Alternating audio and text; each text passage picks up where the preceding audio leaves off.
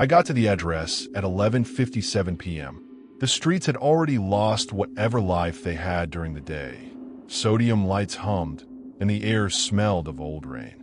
I kept the engine idling while I checked the app for special instructions. It said back door and showed a pin at the end of small dead-end street. I grabbed my flashlight, picked up the insulated delivery bag, and stepped out of the car. There was a rhythm to deliveries at night. You move fast, you keep your head down, you pretend you are invisible. That night, the houses were farther apart than they looked on a map. The pin led me to a house with a high hedge, gate closed but unlocked. When I pushed the gate, it squealed like it had been waiting. I walked up the path and saw a single back window, dim amber light spilling onto the lawn. The back door was ajar, the kind of ajar that never happens by accident. I clicked on my flashlight and eased the door open, announcing myself in the robot-friendly delivery voice I used at 3 in the morning. "Delivery," I said. "Hey, I have a drop for you." There was no answer. The house smelled faintly of antiseptic and lemons, like hotels that try too hard to be clean. I set the bag on the tile and checked the app to confirm a name. No name, just an order number. I knocked on the door frame with my knuckles and leaned my shoulder against the wood. A slow shuffle came from the hallway. A figure appeared, wearing a robe that sagged like wet fabric. No face showed at first, just the hollow where a face should have been, like someone had scooped it out and placed a shadow there.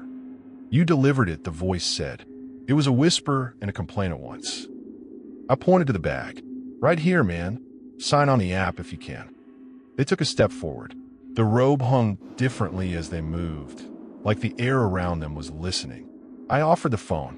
Their hand brushed the screen, cold, dry, and the app hiccuped. The signature box filled with ink that didn't look like ink. It looked like a smear of something dark that dried and flaked off my phone when I tried to wipe it. The figure's face turned toward me. For a second, I thought I saw eyes, small and burned out, but then the face rearranged itself, like skin settling over nothing. They smiled. "You should leave now," they said. "You have one more stop." I laughed, because you always laugh when your body tries to make a joke of fear. "App shows this is your address." They tilted their head. "There is another, down the lane. The driver before you did not come back." Their voice was the kind that carried a suggestion wrapped in pity. I was still a few blocks from my next drop, and I had two options: push the route forward and finish the shift, or get back in the car and drive the route like a normal, boring human. My shift pay depended on the number of deliveries. I took out my phone and scrolled the map. The lane was a squiggle on the GPS, unlabeled, as if the cartographer had run out of ink. I followed the lane because curiosity is a shape of greed. The lane narrowed until trees leaned in like hands. My headlights caught something white on the route, then nothing. I slowed and pulled over. Rain had started again, tapping the windshield like fingernails. A road sign exaggerated its glow in the water on my dash. The lane led to a relict of a mobile home park, half the trailers gone, the other half sullen and patched. All the porch lights were out. I tightened my jacket and walked with the bag. A man sat on the steps of the nearest trailer, hunched and clutching his knees. He looked at me like he had been waiting for the entire night. Up close, I saw his mouth was clamped shut with a strip of pale tape. His lips moved silently. He raised a finger and pointed at a trailer deeper in the lot. I approached the open door of that trailer. The inside smelled like fried grease and old paper. Mail fluttered like birds on the counter. A single bulb hung from a frayed cord. On the table was a stack of papers, each stamped with a logo from the delivery company and each sealed shut with the same dark smear I had seen on my phone. The top sheet had a date that was last month, and under a line written in shaky ink, "Stop helping them." My phone buzzed. A notification: "New delivery assigned. Address: your vehicle." My hand went cold.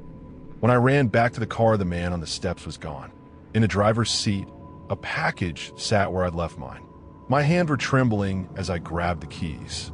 The engine turned and the headlights flooded the lot, But in the corner of my vision, someone had pressed their face to the glass of a trailer window and mouthed, unseen, a single word. I got out of there. I drove until dawn scraped the clouds, and the map finally offered a populated street. I checked the app history, and every one of my deliveries from the night had the same signature. A streak of something dark and crusted, labeled as confirmed. The last entry read, in place of a name, for words typed like an address, drop where you sleep. I did not open my apartment door that morning without a crowbar. The bed was made. My phone sat on the nightstand with the app open. There were 2 unread notifications. One read, "Thank you." The other was my own dead phone number, signed by someone who promised they would see me on my next shift. I quit 2 weeks later. I worked Route 16 for 2 nights before I noticed a pattern. At first it felt like a string of weird coincidences. Houses with identical carved pumpkins on the porches, even though it was not October. Stair lights that came on as I approached and stayed on long enough for me to think of eyes. Packages left on porches with no names. By the 3rd night, the app started recommending a shorter route, then routing me back through empty blocks like someone was redrawing my path while I was driving it. Drivers talk about the algorithm like it is an arbiter of fate. It has moods. It loves speed. It hates hesitation. On night shifts, it develops a staccato personality. Route 16 hated me. I should have stopped when my radio began to pick up static that sounded like whispering. Instead, I followed the directions to a long, low house at the end of a cul-de-sac. The porch light flashed in a pattern like someone counting. When I laid the package on the stoop, there was already a damp patch on the doormat shaped like a hand. I rang the bell, because once you ring the bell, you can leave with the job technically done. An old woman opened the door, and for a second I thought I recognized her, but I could not place from where. She wore a coat, zipped to her throat, as if the house itself refused to heat up. "You are early," she said. "Get the next one right." I asked her what she meant. She pointed over my shoulder without moving, like her finger was a compass needle that knew the wrong direction. I turned and looked down the walkway. Someone had written numbers in the dirt with a stick. They were tiny, obsessive numbers counting down. When I checked the app, the next address was blank, replaced with a small blinking icon that said open. I tapped it and a message appeared. Do not stop on the bridge. I drove on. The map sent me across a short bridge that crossed a canal like a seam in the town. The bridge had no streetlight. Halfway across, my headlights picked out a figure standing in the center, facing away. They held a lantern, but it was unlit. Their hair was too long and clung to their back like wet rope. When I pulled up, they turned. The face was a brightness, an exposed tooth set in a grin that gleamed like a coin. A sound like a laugh and a sob mixed together escaped from them. I swallowed and kept the engine running. "You should not deliver there," they said. "That house no longer takes packages." The app buzzed. A new instruction flashed. Ring bell. Invite in. Return to vehicle. I felt the laugh come out of me like bile. The instructions were a loop. I did what it said because drivers do not argue with the route. I rang the bell. A man opened the door and beckoned me inside. He moved with a slow deliberateness, like someone whose day never ended and who had practiced the specific gestures needed to keep a visitor calm. Inside, the living room was lined with shelves of model trucks and boxes of thermally insulated bags, all labeled with names I did not know. There were dozens of them, and in the middle of the room, a television hummed with static. "Sit," the man said, and his mouth made a motion like it had rehearsed hospitality. "Tell me where you deliver." I told him.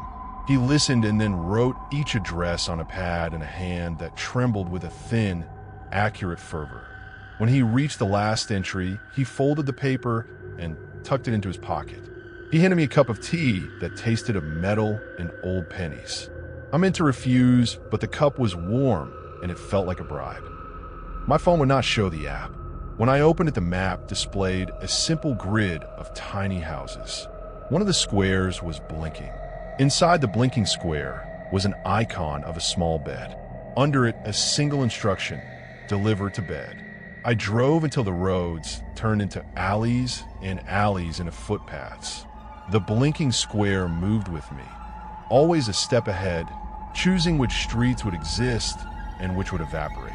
Every time I stopped to leave a package, a figure watched from a doorway and folded their hands like a judge. At each stop, a paper tag would appear on the door handle, served. At the second to last stop, I found a child asleep on the couch, face pressed to a pillow, breathing shallow. A teddy bear lay beside them with a stitched smile. On the teddy bear's foot, someone had sewn a tiny uniform patch, the same logo my company used.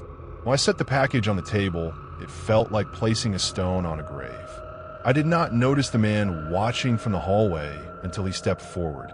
He had the look of a man who had been reduced to very small acts of control. "You must never deliver to where you sleep," he said. "You will be followed." I thought he meant footsteps or a neighbor's stare.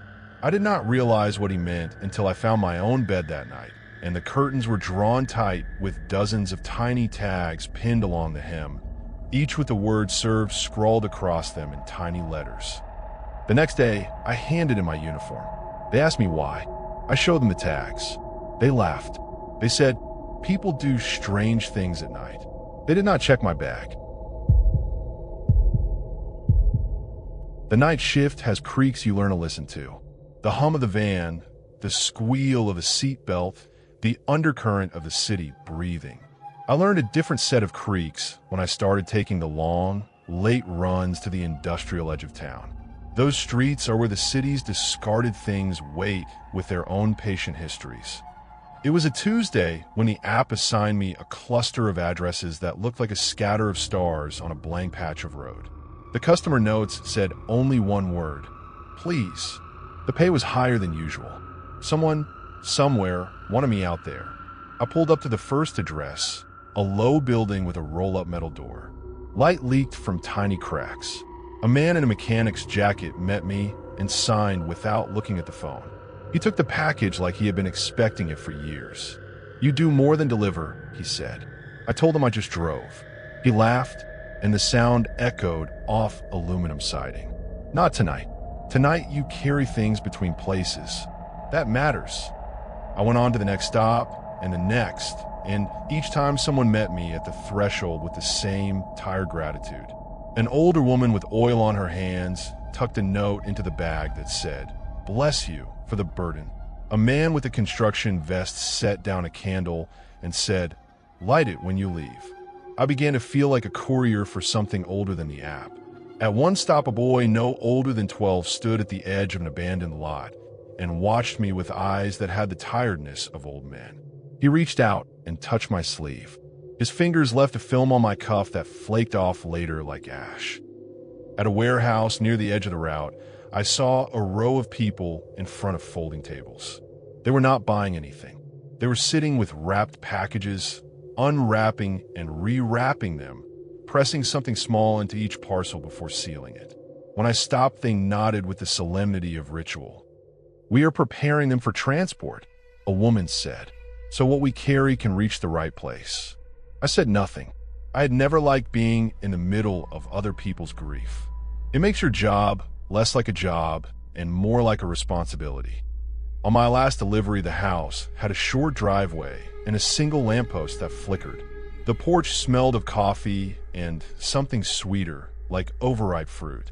A man in a sweater opened the door, and his face was too clean for that part of town. He took the package with a small smile and said, "You must come in. We will give you something for the road." I told him I could not stay. He looked disappointed in the way a person looks when a prayer goes unanswered. But he reached behind him and returned with a small paper cup with a lid. "Coffee," he said. "Ah, for you." I accepted because it was hard not to accept small kindnesses in the dark. The first sip burned the back of my throat and left a metallic aftertaste. Then something like a bell began to toll in the distance, 3 beats, slow and steady. The man closed the door, and from inside, I heard a choir of low, coordinated noises, people breathing together. I walked back to the van and sat with the engine off. The air on that street felt thicker, and the oscillating hum of the city receded into a silence that was full. I looked down at my hands and saw specks on my skin like dust, but moving. A notification blinked on my phone. The app had added a route stop I had not accepted. It placed an icon of a small church at the end of a dead-end road. The note read, "Communion. 045. Bring what you have." I could have turned the app off. I could have driven home. I did not. The dead-end road led to an old brick building with boarded windows.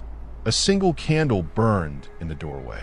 When I stepped inside, the air was warm and smelled like baking bread. A circle of people sat on folding chairs, faces lit by candlelight. They clapped in a rhythm that matched the bell I had heard earlier. One by one, they opened the packages they had been given. Inside were small items: a rusted key, a yellowed photograph, a child's shoe, a feather. Each person held their object like an offering and then handed it to the center of the circle. In the middle, there was a shallow bowl filled with water. The man who had offered me coffee gestured for me to sit. He held out his hands, and in them was an envelope. "Place what you carry here," he said. "We make sure nothing is lost." I looked at the parcel I had been carrying all night. It felt heavier than when I'd picked it up. Without thinking, I opened it. Inside, wrapped in paper, was a small doll with glassy eyes. Its head was matted with lint, and its dress had been sewn with thread that matched the logo on my uniform. In the circle, a woman began to hum. Another joined, their voices layered like the sound of people rising, and the humming turned into words that I could not understand and yet felt. They told me to place my hands in the bowl. I did. The water was cold and alive. It moved up my forearms like it had memory. For a second, I thought I felt threads, thin and warm, attached to the doll and then to the inside of my wrist. The man leaned in and said quietly, "We carry the fragments for them. If we forget, they find someone to remember." I wanted to pull my hands away. I wanted to drive until the sun came up and the app lost interest. But my fingers were soft, obedient. When I looked up, the circle had changed. Everyone's faces were older and younger at once, and there was a look of peace I could not parse. When I left the building, the bell had stopped. The streets were empty. My van smelled faintly of baking and something else I could not name. On the dashboard, a small feather lay where there had been nothing before. I kept it. I do not know why. I kept making the long deliveries after that. Sometimes the packages were ordinary. Sometimes they were small rituals. I never asked where the items came from or where they went once they were carried. There are things you cannot unsee in the night shift. There are things that find you. One night, near dawn, my app sent a final notification. "Thank you for transporting the last pieces," it said. I felt a pressure in my chest like someone giving the smallest, most private bow. The feather on my dash turned to ash between my fingers. I do not deliver at night anymore.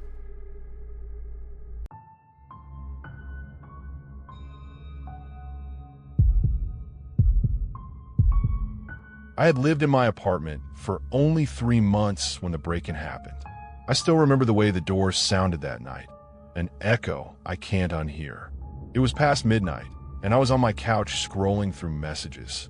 The building was usually quiet at that hour. Thin walls, yes, but quiet. So when I heard the first, I didn't think much of it. Then the footsteps stopped directly outside my door. I muted my phone. Silence. Then my heart dropped. It sounded like someone trying keys. At first I thought maybe it was a neighbor confused or drunk. I looked through the peephole. Nothing. Whoever it was stood just outside the fisheye's edge. I whispered, "Hello," even though I knew it was a bad idea. The jingling stopped. Then a whisper came back, a voice I didn't recognize. Not a neighbor. Not anyone I'd ever heard in the building. I backed up slowly, trying not to make noise. The voice outside turned aggressive, muttering something I couldn't make out. Then there was a loud against the door, someone slamming a shoulder into it. My legs went weak. I grabbed my phone and dialed security, but before they could pick up, the intruder tried the door again. The frame shuddered. They were trying to break it. I ran to the kitchen and grabbed the only thing I had, a metal pan. Pathetic, I know. but it made me feel slightly less helpless. The banging stopped. Silence again. I froze, listening. Then I heard it. A tool. They were trying to pick it. I whispered to myself, "Please stop. Please just go." They didn't. I heard the click of the lock shifting slightly. Not fully turned, but close. Too close. I pressed my weight against the door, even though I knew it wouldn't matter against real force. My hand was shaking so badly the pan nearly slipped. Then from the hallway, someone else had entered the stairwell. The intruder froze. For 2 seconds, everything held still. Then I heard the quick running down the hallway. Then the heavy of someone sprinting down the stairs. I didn't move, not for a long time. Security arrived 20 minutes later. They checked the hallway, the stairwell, the cameras. Grainy footage showed a man in a hoodie approaching my door, stopping out of camera range, then bolting a minute later. No face, no identification. The police took a report. They were kind, but blunt. He knew what he was doing, one officer told me. He's tried other units in this district. He'll try again somewhere. I slept at a friend's place for a week. Even now, years later, the sound that triggers me most is a footstep in a hallway. Because I know how quickly safety can disappear. I know how close I came to opening the door, to confronting someone who didn't care whether I lived through that night. I moved out 2 months later. I still think about the intruder's whisper, how soft it was. Too soft, like someone trying to make sure I'd get close to the door. I'm just grateful I didn't. I've always slept with my window cracked open. Not wide, just an inch or two, enough to let in the night air. My apartment was on the 2nd floor, so I always felt safe. People don't climb walls for random break-ins, right? That's what I thought. It was a humid night in June. I remember because my fan was pointed directly at my face, humming constantly. And I had drifted into that half-sleep where you're dreaming but still aware of your surroundings. Then I heard it. Not the fan, not the street, something else. Metal on metal, directly next to my bed. My eyes snapped open. The room was dark except for faint orange streetlight bleeding through the curtains. The scraping came again. I turned my head slowly toward the window. The latch, the one I always forget to lock, was moving. At first I thought maybe it was the wind, but then I saw the silhouette of a hand, a human hand, reaching inside the narrow opening, fingers curling inward, try to push the latch up. My heart slammed. I froze completely, like my body had detached from my brain. Then a low whisper drifted through the gap. Shh, quiet, quiet. Male voice. Calm, too calm. I slid carefully off my bed, moving as quietly as I could. My phone was charging on the nightstand. I reached for it, but the charging cable scraped across the wood just enough to make a noise. The hand in the window stopped instantly. Then, something pressed harder against the window frame. Someone was leaning their weight on it. I ducked behind the dresser. My apartment was small. There was nowhere to hide that would actually help. I dialed emergency services with shaking fingers. While it rang, I heard the window begin to lift as he forced it open wider. The dispatcher answered, but I couldn't talk loudly. I whispered, "Someone's breaking into my apartment, 2nd floor. Please send someone." Behind me, the sound of the window opening grew louder. My blood turned to ice. Then came a new sound, one that still loops in my nightmares. He was climbing in. I crouched lower, the phone still in my ear. The dispatcher was telling me to stay on the line, stay somewhere safe. But there was nowhere safe. A leg swung through the window. A dark figure was now half in, half out, moving with slow, practiced confidence. That's when I made the mistake of knocking over a glass of water on the dresser. The intruder froze. His head turned directly toward the noise. I could see him more clearly now. Hood pulled low, face partly shadowed, but his eyes visible. Wide, sharp, focused. He knew I was in the room. He stepped 1 foot onto the floor. I held my breath. Then, from outside, came a sudden, sharp, and a voice shouting, "Police! Don't move!" The dispatcher must have sent officers nearby. Maybe they were close by chance, but the timing saved my life. The intruder reacted instantly. He dove back out the window, hitting the wall outside with a scramble of shoes on brick, then dropping into the bushes below. I heard the officers running, shouting, their footsteps pounding down the exterior stairs. But he got away. They searched the area for hours. Later, the officers told me there had been similar attempts around the district. A man targeting unlocked second-floor windows. No forced entry, no loud noises, just the latch. After they left, I didn't sleep for the rest of the night. I sat with every light on, staring at the window. It felt like if I blinked, the hand would come back, curling around the frame. Searching, I moved out at the end of the month. Now, even on the hottest nights, even when the air feels suffocating, I sleep with every window locked, sealed, checked twice. Sometimes 3 times. Because I learned something that night. People absolutely do climb walls.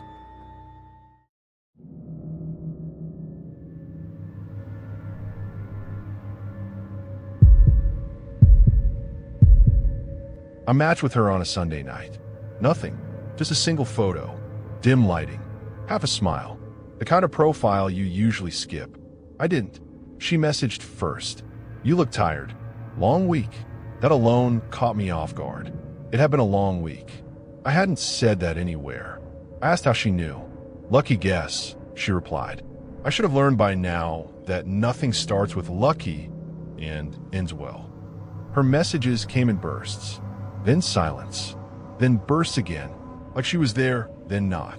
But when she was there, she was focused. Asked about my job, my building, what I could see from my window. I told her about the street light outside, the way it flickered at night, about the alley behind the building. She said, "That sounds familiar." I ignored that. After a few days, she asked for a video call. I hesitated, then agreed.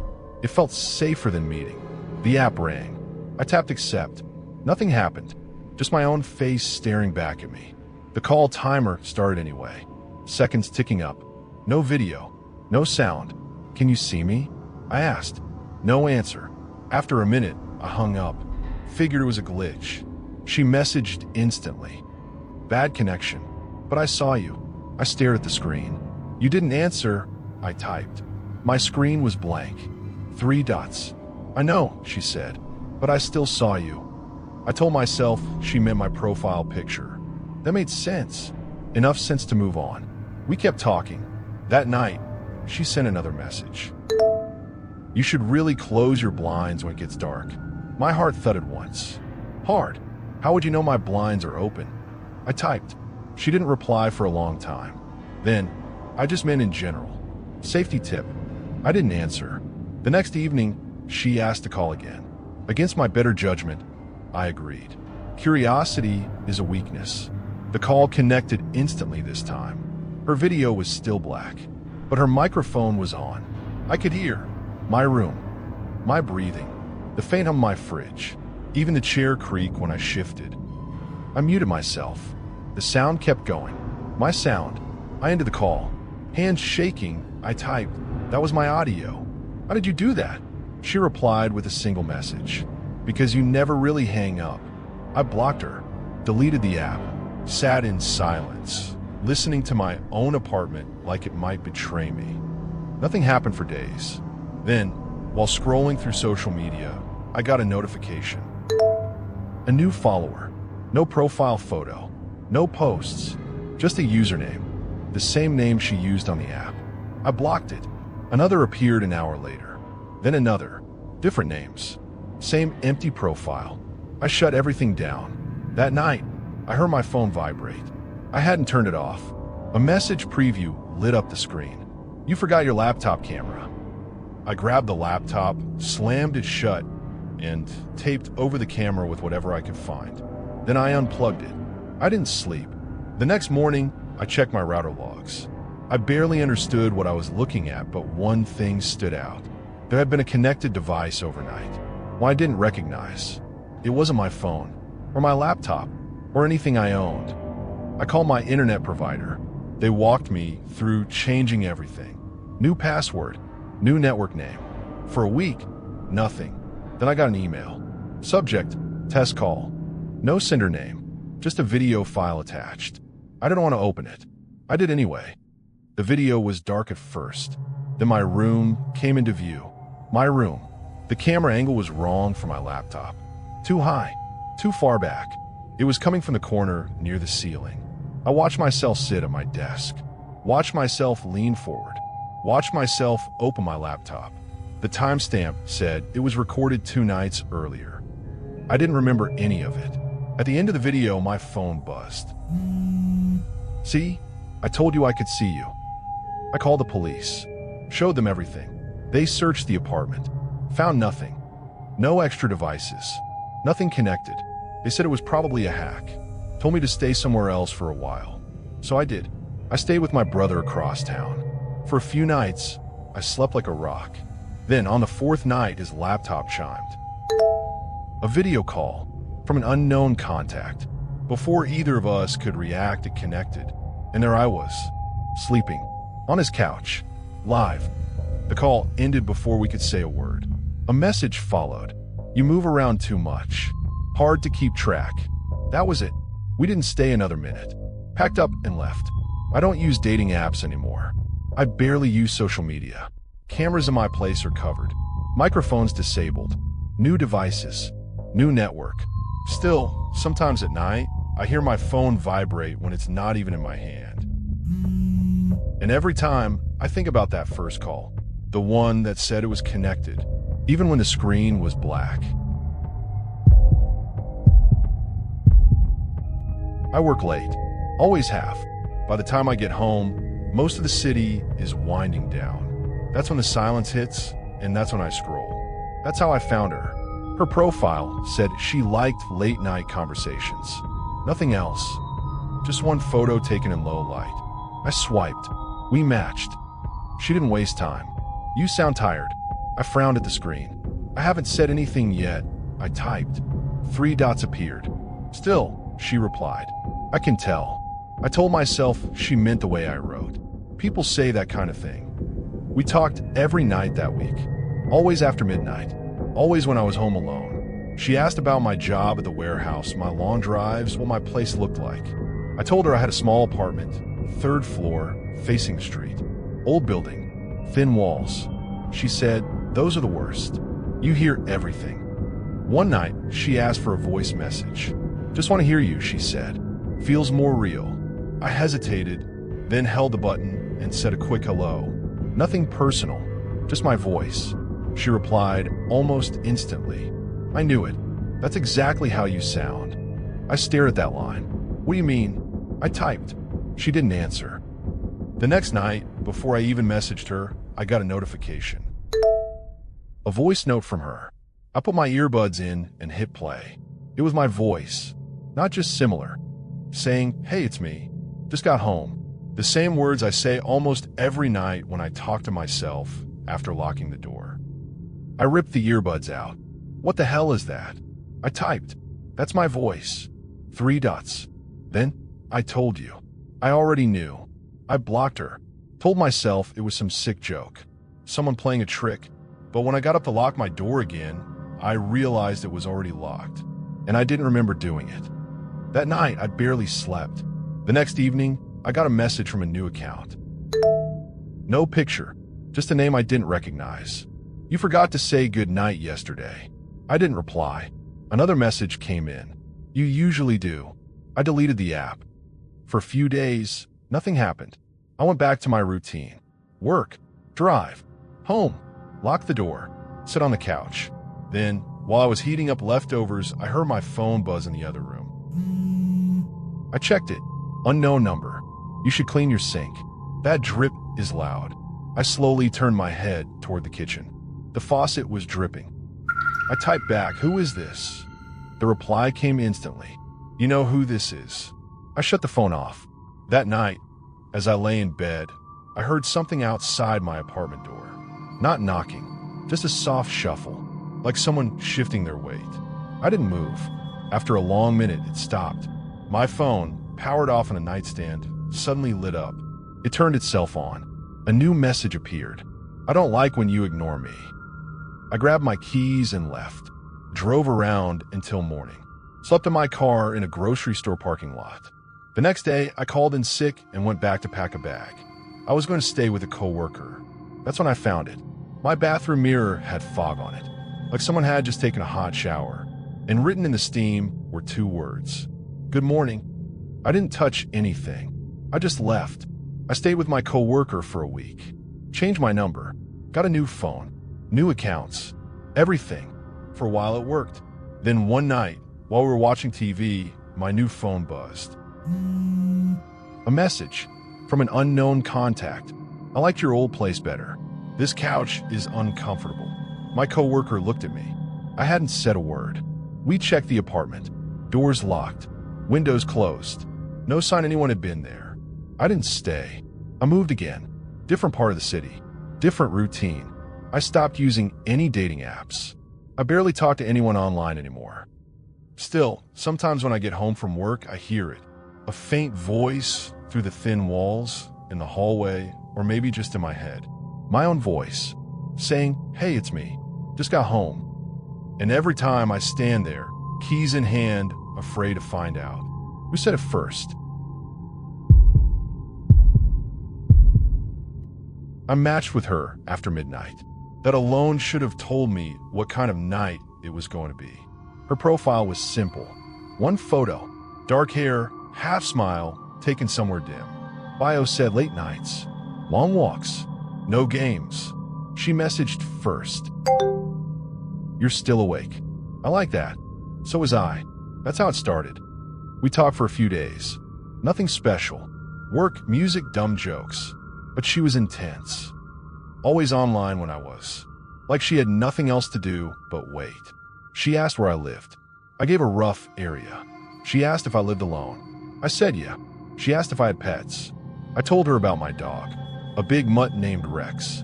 Loud bark. Friendly. Made me feel safer in my small house on the edge of town. She said good. Dogs know when something's wrong.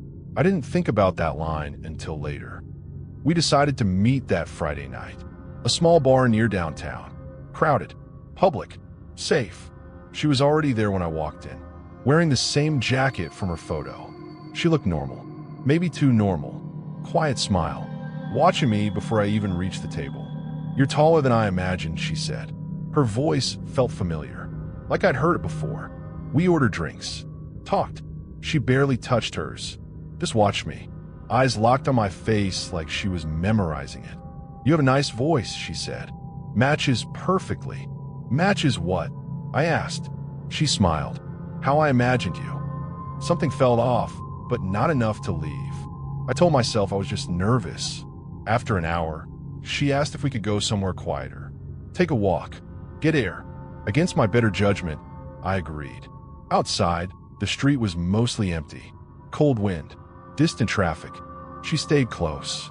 Too close. You live north, right? She asked casually. Yeah. She shrugged. Just curious.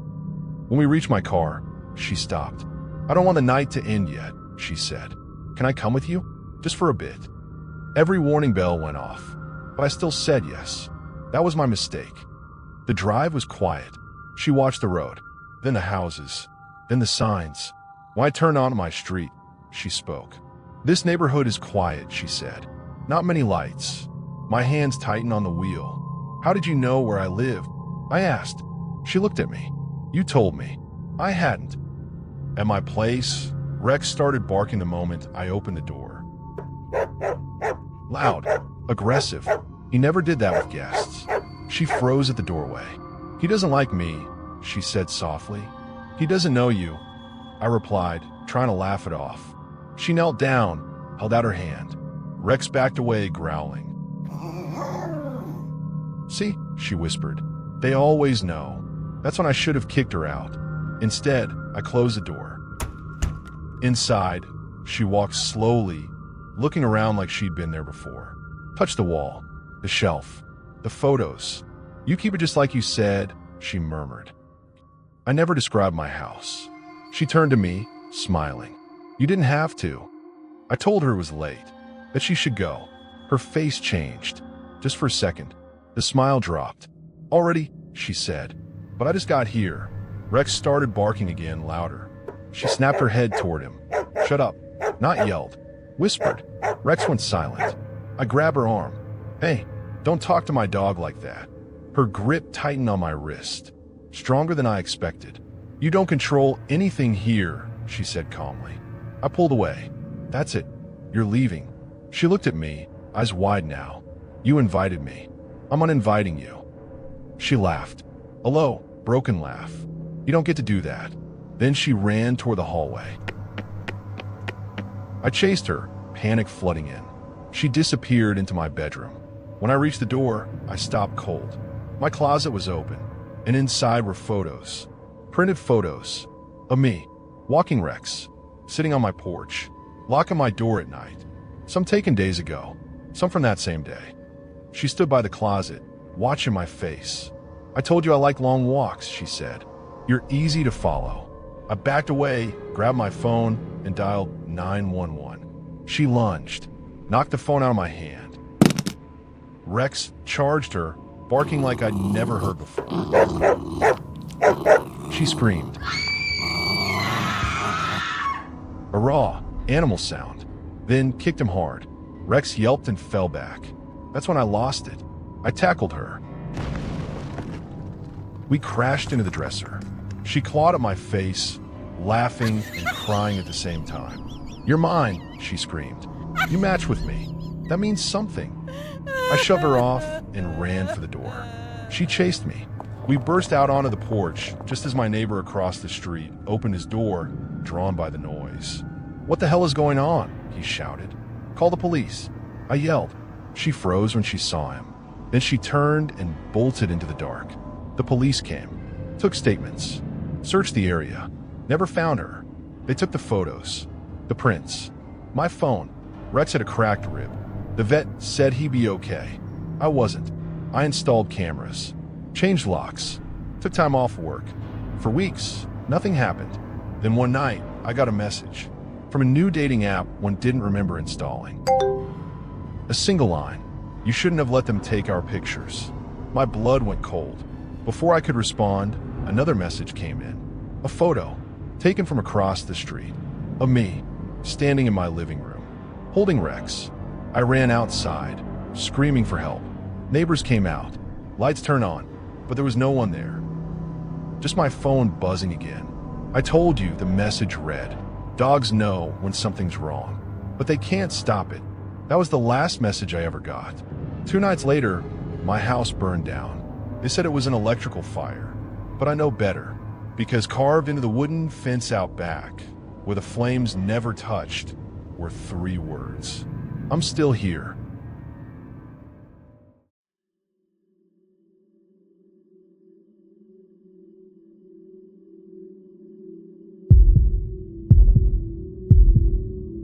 People think the worst part of being a kid is school. They're wrong. The worst part is that adults don't listen unless something terrible happens. And even then, they only listen to the parts that make sense to them. The day everything changed felt normal. That's what makes it dangerous. School ended early. Some teacher fainted during assembly. Nobody explained much. Teachers just looked nervous and told us to pack our bags. When adults don't explain things, kids assume it's not important. I waited near the school gate. My mom was supposed to pick me up at 3. She didn't come. That wasn't unusual. She worked long hours. Sometimes she forgot. Sometimes she was just late. So I waited. Kids left one by one. Parents shouted names. Scooters stalled. Someone dropped the tiffin and swore loudly. Life kept moving around me. I checked the digital clock above the office window. 3:47. I remember that number because it stuck in my head for no reason. I checked it again a few minutes later. Still 3:47. I thought the clock was broken. I didn't care. I had nowhere else to be. That's when someone spoke to me. You shouldn't be alone here. His voice came from across the road, near the banyan tree. He didn't come closer, just stood there, hand by his side. I looked at him. He wore a white shirt and dark trousers. He didn't look scary. He looked clean, too clean, like he didn't belong to the dust and noise around the school. I'm waiting, I said. For your mother, he replied. That made me pause. She's late, He added, like it was obvious. I didn't remember telling him that. She asked me to walk you home, he said. Adults say things like that all the time. They expect you to believe them because they sound confident, because they don't hesitate. I asked him his name. He smiled and said, "You don't need it. I should have stayed inside the gate. I should have called someone. I should have done a lot of things." Instead, I stepped forward. The road felt longer than usual. The traffic sounded far away, like someone had turned the volume down. I remember my school bag slipping off my shoulder. I remember Ben and pick it up. After that, everything comes in pieces. A hand pointing, not touching. A wall that felt damp. A door closing somewhere behind me. My bag hitting the floor. Then silence. When I became aware again, I wasn't lying down. I was standing. The room I was in didn't look like a real room. The walls were smooth and colorless. The corners didn't meet properly. The light didn't come from anywhere specific. It just existed. There was a door. I tried to open it. It didn't move. I knocked. The sound felt wrong, like it was swallowed before it reached anything. I called out for my mom. My voice sounded normal. That confused me. I wasn't scared yet. Fear takes time. First comes confusion, then boredom, then fear arrives quietly and stays. I don't know how long I stood there. Time didn't work properly. I tried counting. I tried sleeping. Every time I thought I woke up, nothing had changed. Then I noticed something. I could hear things. Not from outside the room. From somewhere else. Voices. Faint. Echoing. A woman crying. A man speaking in a serious tone. A sound I recognized before I understood it. My name. I moved closer to the wall. Pressed my ear against it. The voices became clearer. Last seen at the school gate. Wearing a blue uniform. Any information, please contact. I didn't understand why they were talking about me like that. Like I wasn't there. Like I wasn't listening. I banged on the wall. I shouted. They didn't hear me. The voices came and went. Sometimes days passed without them. Sometimes they returned again and again, repeating the same sentences. I learned new words that way. Investigation. Suspect. Missing. I didn't like that word. One day, something new happened. I heard my voice. At first, I thought I was imagining it. But then it played again. Clearer this time. I was waiting for my mom. It was me. Not me speaking now. Me speaking then. The first time I heard it, I felt relief. Proof. Evidence. Something real. They had a recording. That meant they were close. That meant someone would open the door. The voice kept playing. My voice. Saying things I remembered saying. Things I didn't remember saying. They played it again and again. Each time, people talked over it. An anchor. A reporter. Experts. They analyzed my words like they were clues instead of memories. The child sounds calm here. Notice the pause in his voice. This could indicate trust. Trust. I tried screaming after that word. No one reacted. The room started changing slowly. Not in ways I could explain. The walls seemed farther apart some days. Closer on others. The light dimmed and brightened without reason. I stopped counting time. I started listening instead. I learned things about my family that way. My mom cried on TV once. Just once. After that, she stopped appearing. They said she refused interviews. My school friends were asked questions. They forgot details quickly. They mixed up my bag color, my shoes, my last words. The man near the banyan tree was mentioned. Then he wasn't. They said there were no cameras facing the road. They said the case had gone cold. Cold is a strange word. It sounds peaceful. This was not peaceful. Sometimes they replayed my voice late at night. I could tell by the tiredness in the anchor's tone. Sometimes they used it in compilations. Missing children, unsolved cases, background sound. I became background noise. I tried everything to get out. I scratched the walls. They didn't leave marks. I slept. I woke up standing. I whispered. I screamed. Nothing changed, except the recordings. Over time, they changed. Not the words, the sound. Each replay sounded thinner, like it was losing something, like it was being copied too many times. Once they played a longer clip.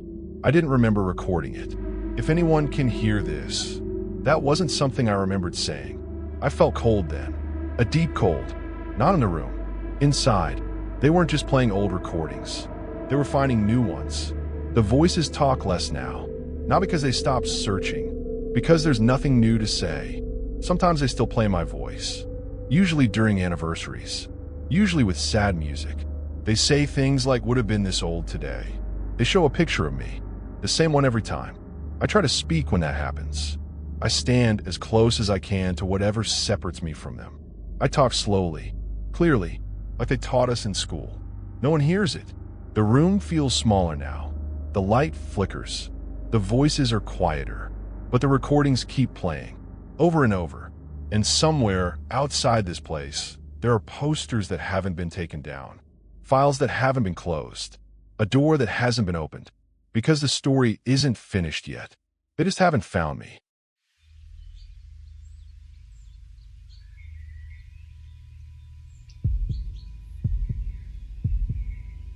My group planned a weekend camping trip in northern Michigan. We picked a remote site near a small lake and set up 2 tents spaced a few yards apart. It was quiet, peaceful, exactly how a camping trip should feel. On the second night, we noticed a faint light flickering deeper in the woods. It wasn't a flashlight beam. It looked more like an old lantern, warm and steady. None of us remembered seeing anything man-made nearby when we arrived. We watched it for a while, assuming another group had arrived on scene. But the light didn't move. It hovered among the trees, too steady to be a person walking. Curiosity won out. I grabbed my jacket and walked toward the light with one friend following behind. The deeper we went, the quieter the woods became.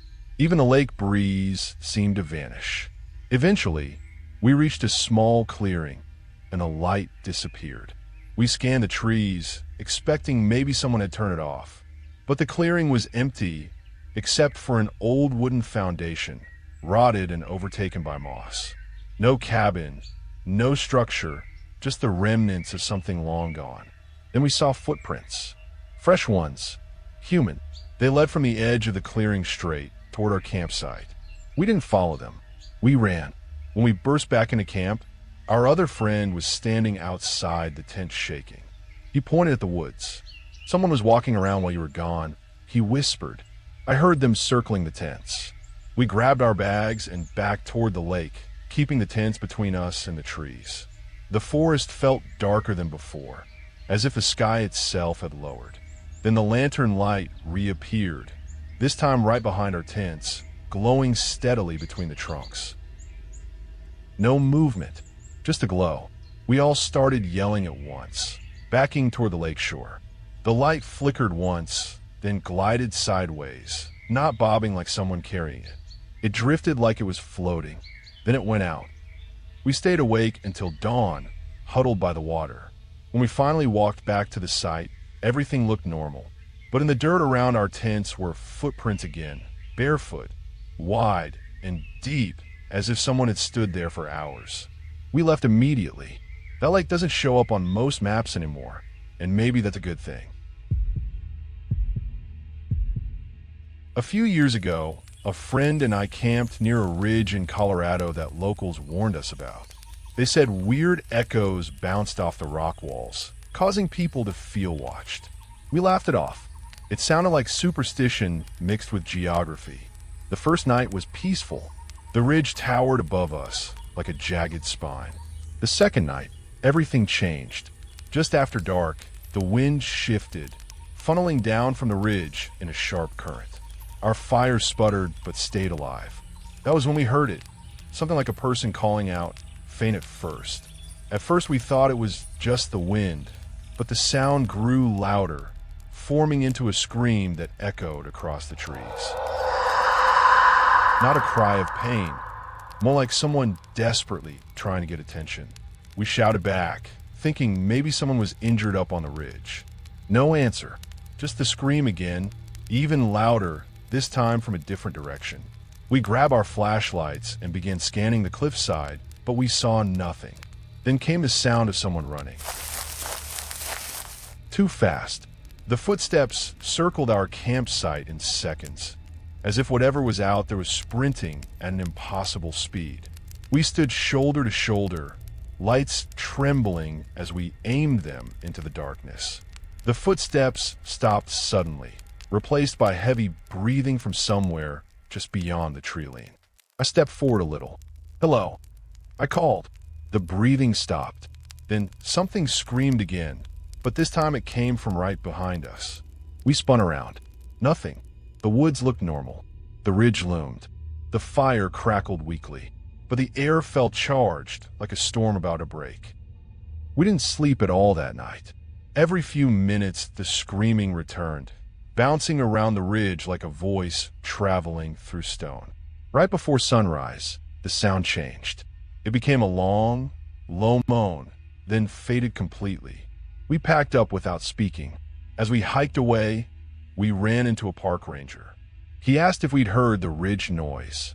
We told him everything. He sighed heavily. "You're not the first," he said. "People say the rock walls trap sounds, but no one's ever explained the footsteps." He paused, then added, "Some folks think something lives in those ridges.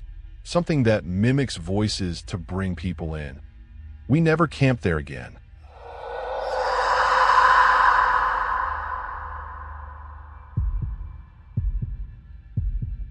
I went camping alone one weekend in the northern part of Washington state, not far from the Cascade Range. I'd hiked there a few times, but never stayed overnight. It was one of those quiet forests where the trees feel too tall and the silence feels too intentional. I set my tent near a shallow creek, built a small fire, and settled in before the sun dropped behind a ridge. By the time I got in my sleeping bag, the woods had gone disturbingly silent. Even the insects sounded muted. I pulled the zipper closed and tried to sleep, but the stillness made every tiny noise inside the tent feel amplified. Around midnight, I heard something stepping through the brush. It wasn't the heavy stride of a deer or elk. It sounded low, slow, like something dragging itself. I held my breath. The steps came right up to the side of my tent, then stopped. The fabric beside my head pressed inward slightly, as if something was leaning against it. I didn't dare move. I didn't even blink. The shape outside slowly shifted along the side of the tent, brushing the fabric like a hand, except it didn't sound like fingers. It was too smooth, too long. I whispered to myself that it had to be an animal. A mountain lion maybe, but the breathing didn't match. It sounded wrong, too shallow and too fast, like someone panicking. I reached quietly for my flashlight. When I clicked it on, the shadow outside froze. For a second, the silhouette softened, then seemed to flatten, as if whatever was there dropped to the ground. I unzipped the tent a couple inches and shined the beam outside. Nothing. The forest floor was undisturbed. No movement, not even the settling of leaves. I barely slept after that. By dawn, I packed everything as quickly as I could. When I circled around the tent to collapse it, I saw something that made me stop cold. The dirt around the back of the tent was smoothed over, almost polished, in a perfect half-circle pattern, like something had been dragging itself in a loop, shuffling around me for hours. I left without breakfast, without checking the creek, without even tying everything properly to my pack. I didn't stop until I reached my car miles away. I've camped many times since, but never alone and never in that forest again. Whatever was outside my tent that night wasn't an animal I've ever heard before or ever want to hear again.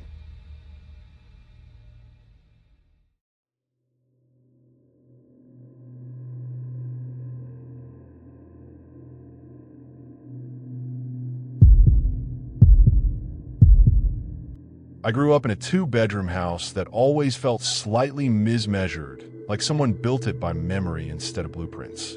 Nothing dramatic ever happened there. No rumors. No curse land.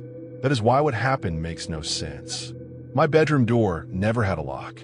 Not when I was 6. Not when I was 10. Not ever. My father removed it because I used to lock myself inside during tantrums. After that, the latch was gone. The handle turned freely. Anyone could open it, except sometimes it would not open. The first time it happened, I was 8. I remember because I had just learned multiplication tables and was reciting them under my breath while lying on the floor. The house was quiet in the afternoon way that made sounds travel too clearly. Ceiling fan ticking. A pressure cooker hissing in the kitchen. My mother humming. I got up to go drink water. I turned the handle. It stopped halfway. Not jammed. Not stiff. It stopped like something was holding it from the other side. I twisted harder. The handle rotated fully, but the door did not move. I laughed at first. I assumed my sister was playing a joke. I knocked and told her to open it. Nothing. I knocked harder. The humming in the kitchen stopped. I heard my mother call my name from the hallway. I froze. Her voice was coming from outside the door, but I was inside the room. She tried the handle. It did not move. She pulled. The door did not budge. There was no lock. My father forced it open with his shoulder. The door swung inward smoothly, without resistance, like nothing had ever held it. They inspected the hinges, the frame, the handle. Nothing was wrong. They blamed humidity. That explanation worked until it started happening only at night. Not every night. Random nights. Always after I turned the lights off. Always after I lay down. The handle would rotate freely, but the door would not open. And every time I heard breathing. Not loud, not dramatic. Slow, patient, from the other side. I never told him that part. When I was 11, I tested it. I left my room, stood in the hallway, and closed the door from outside. I turned the handle. Perfectly normal. I went inside, closed it, and tried again. Stuck. The air inside the room felt heavier, like the walls were leaning in slightly. I waited. Minutes passed. Then I heard the breathing again, close to the door, as if someone was standing just inches away, inhaling through their nose, exhaling through their mouth. I screamed. My parents rushed in and opened the door instantly. That was the first night my father slept in my room. The breathing did not stop. It moved closer to my bed. Years later, when we moved houses, my parents sold that door separately. Someone wanted old wooden fittings. The buyer called 2 days later and asked one question. Why does it only stick from one side? I walked home from school every day. Same route, same timing, same bus stop, even though I never took the bus. It was just a landmark, a concrete slab, a faded timetable. Novinch. When I was 9, I started noticing something off. Some days, the bus stop was closer to my school. Some days, it was closer to my house. I measured with my steps, counted them, marked cracks in the road. The distance changed. I assumed construction, road repairs, my imagination, until one evening, I waited there. I do not know why. I just stopped and stood on the slab. It was almost sunset. The street lights were flickering on. No traffic, no people. A bus came. Old, rusted, no route number. The headlights were on, but dim, like they were tired. The doors opened. Inside was empty. No driver. I did not get on. The doors closed, and the bus drove off slowly, like it was disappointed.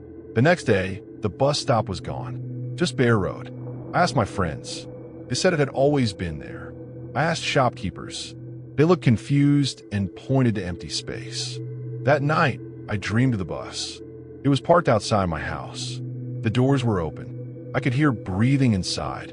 The next week, the bus stop returned, in a different position, closer to my house. I stopped using that road. Years later, I returned as an adult. The area was unchanged. The bus stop was there. I stood on it again. The bus arrived instantly. This time, there was a driver. He looked exactly like me. Older, thinner. He smiled and said, "You are late." There was a cupboard in my childhood home that did not belong to anyone. That sounds harmless, but every other cupboard did. One was for clothes, one for books, one for winter blankets. This one sat in the corner of the hallway, narrow and tall, with a warped wooden door that never quite shut properly. It was always empty. My parents never put anything in it. When I asked why, my mother said it smells. I never noticed a smell.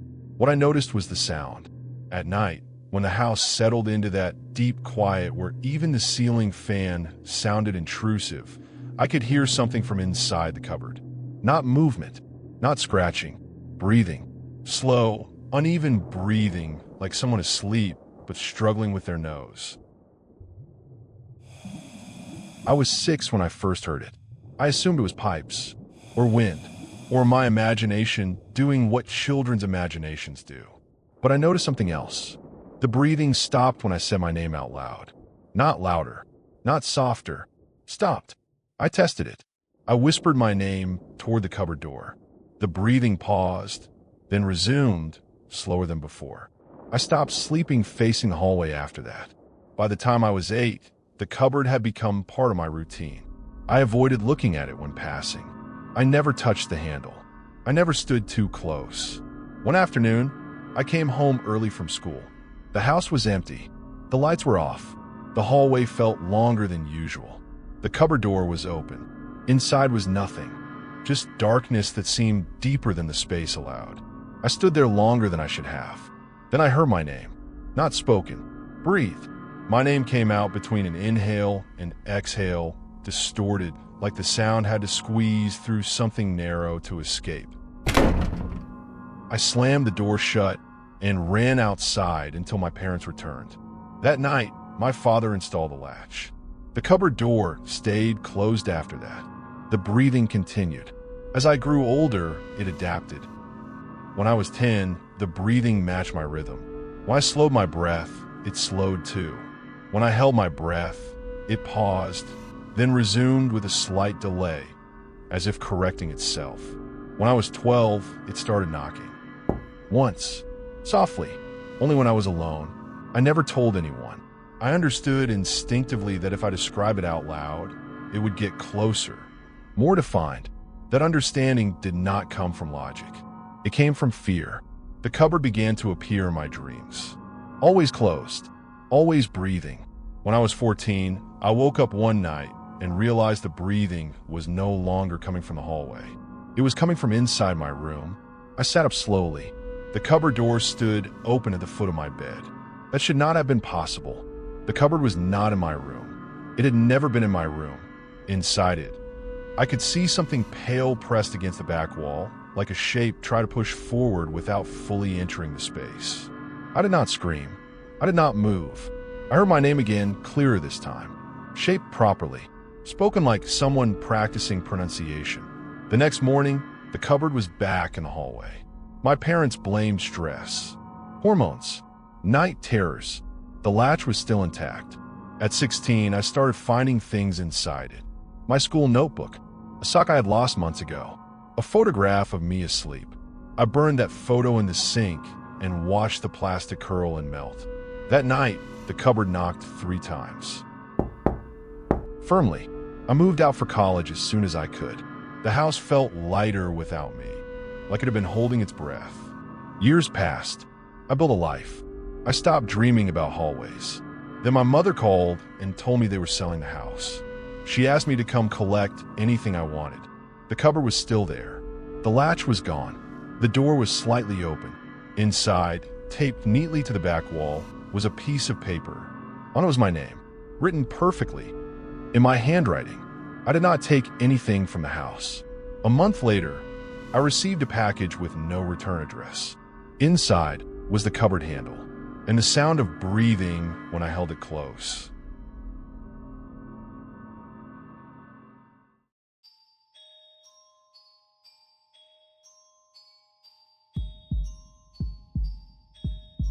They told me not to spend more than 5 minutes alone in room 502. I laughed it off. I was there for content, an overnight investigation at Waverly Hills Sanatorium in Louisville, Kentucky, one of the most infamous tuberculosis hospitals in the U.S. The tour guide, Jen, was dead serious when she said it.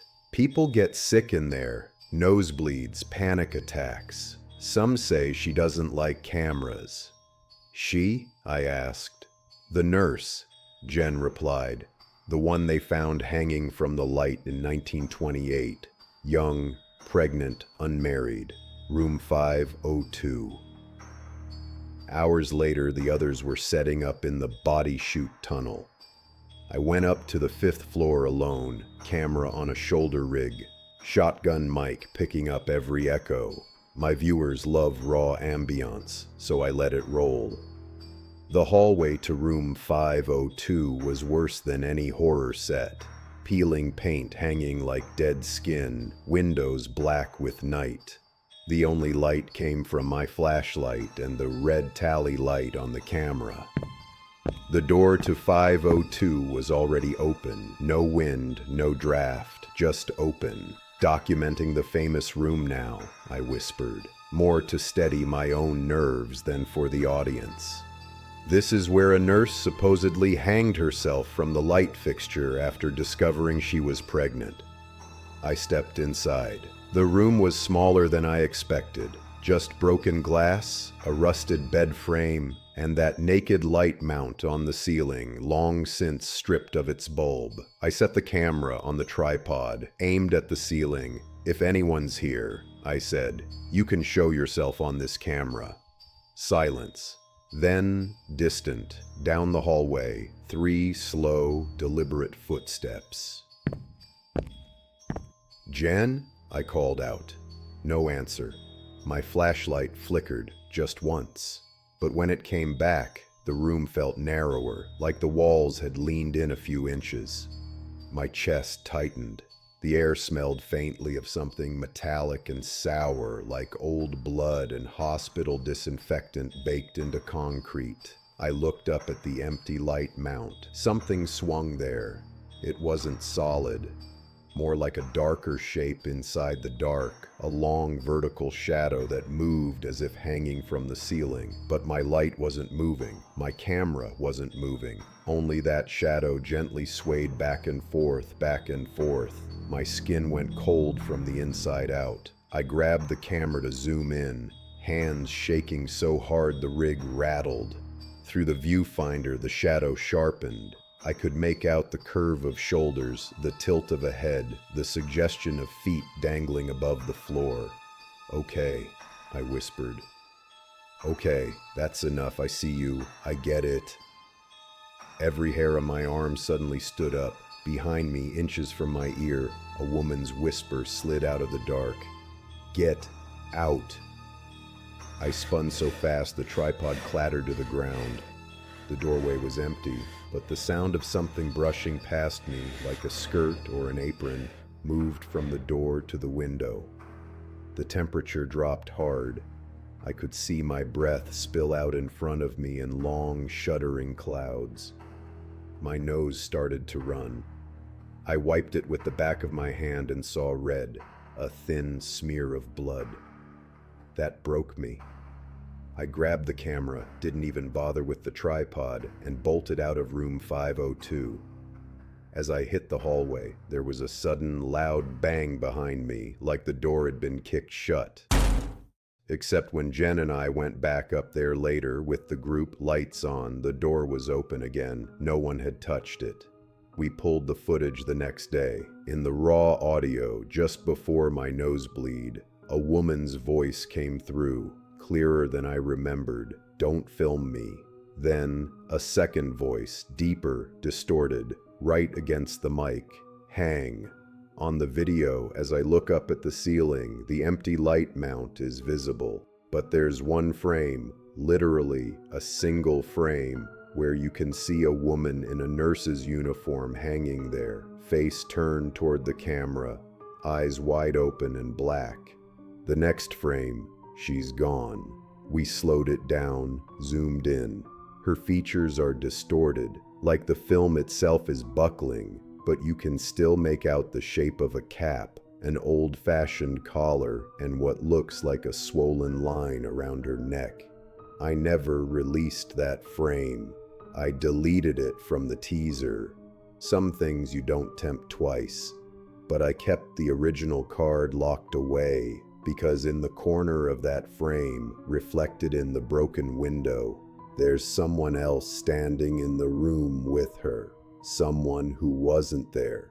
Someone standing exactly where I'd been. They call him the King. At Penhurst State School and Hospital in Pennsylvania, that nickname doesn't belong to a living person. It belongs to whatever is supposed to haunt the boiler room in the basement of the Mayflower building, an old maintenance man, according to the legend, who still patrols his underground kingdom with a cigar and a bad temper. I didn't believe any of it, not until the night I had to lock the place alone. At the time, Penhurst was running night tours and seasonal haunts. I was hired as a cameraman to shoot some promo footage. Wide angles of broken hallways, actors in straitjackets lunging at paying customers. The usual. We wrapped around 2 a.m. Everyone else left in a rush. There was a storm coming in, and nobody wanted to be on those back roads when the rain hit. The site manager tossed me a set of keys. Just make sure everything's locked. Don't go down to the boilers, and don't give him any trouble. I thought he was joking. He wasn't smiling. The main buildings groaned around me, wind punching through broken windows, exit signs flickering. I did a quick sweep with my DSLR recording, the autofocus hunting in the dark. Then I found the door, heavy steel, half rusted, at the end of a side hallway. Boiler room, authorized personnel only. The handle was cold, freezing actually, like it had been sitting in ice. When I tested it, it turned easily. Just a quick shot, I told myself. Basement, pipes, atmospheric B-roll, in and out. The staircase down was narrow and steep, walls sweating, the air getting thicker with every step. By the time I reached the bottom, it smelled like wet concrete and smoke. Not dust, not mildew, tobacco smoke, fresh. I rounded the corner and saw it. A long concrete chamber, boilers like hulking black animals along one wall, pipes crisscrossing overhead like ribs. On the floor, scattered near one of the boilers, were dozens of cigarette butts arranged in a rough circle. Some were new, some were ancient and crumbling. The little house of horrors. I lifted the camera. Documenting boiler room at Penhurst, I whispered. My voice sounded wrong, too small. Smell of cigar smoke present, no visible source. Something tugged at my shirt, just a little pinch at the back, like a grumpy uncle getting your attention. I spun around, nearly dropping the camera. No one there? The stairs were empty, but now the smoke was thicker, hanging low, just above head height. My eyes started to water, and beneath the smoke, in that heavy silence, I heard it. Slow footsteps scraping along the concrete, coming from behind the boilers. Scrape, scrape, scrape. Hello? My voice cracked. Sir, the building is closed. If you're here, I'm just filming. I'll be out in a second. The footsteps stopped. For a moment there was nothing, just the dull tick of cooling metal. Then from behind the nearest boiler, a small orange ember floated up, like the tip of a cigar being drawn on. It glowed brighter, then dimmed. The smell hit me full force. Thick, old-world cigar smoke, the kind that sticks to everything. My head swam. The camera rolled, capturing the ember as it moved through the air at chest height, then up, as if someone were standing there taking a slow drag. I raised the viewfinder to my eye. Through the lens, the ember wasn't floating alone anymore. There was a shape attached to it, a black silhouette in a workman's jacket, features barely visible like they'd been smeared across the sensor. His head was turned toward me. I couldn't see eyes, just two pits of deeper darkness. "You're not supposed to be here," I whispered. The figure moved. Not a step, not a lunge, just a tiny tilt of the head, like a king considering a trespasser. Then my throat closed. No hands touched me. Nothing wrapped around my neck, but invisible pressure clamped down, crushing my windpipe, forcing my knees to buckle. The camera tilted sideways, catching the spinning concrete floor, the scattered cigarettes, my own hand clawing at nothing. I could hear him walking toward me. The footsteps were right in my left ear, slow and deliberate. Scrape, scrape, scrape. The cigar ember hovered inches from my face. The smoke burned my eyes, made them stream, but in the blur I saw a flash of something metallic. Keys hanging from his belt. The keys the old maintenance staff would have worn decades ago.